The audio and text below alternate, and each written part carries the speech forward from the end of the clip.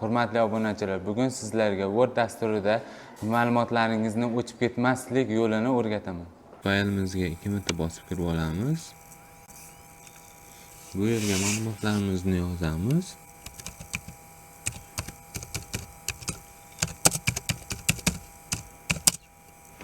Belgilab shriftlarni to'g'rilaymiz.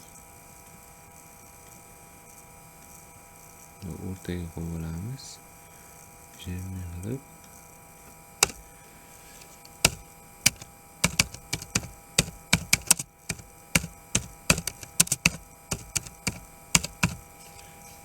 bo'ling.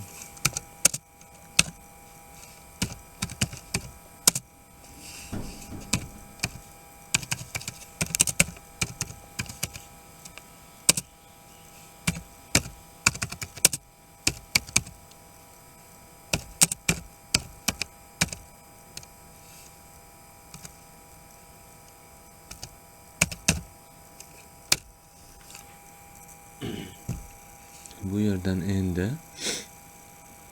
chap tarafimizda fayl bo'limi bor. Fayl bo'limiga kiramiz. Fayl bo'limidan parametr bo'limini qidirib topamiz. Fayl bu yerga kirgandan keyin sahraning bo'limiga kiramiz. Sahraning bo'limida avtosahraning degan joyini topib, galochkani bosib qo'yamiz va minutlarni to'g'rilaymiz. Eng past minutini qo'yib qo'yamiz va OK ni bosib chiqib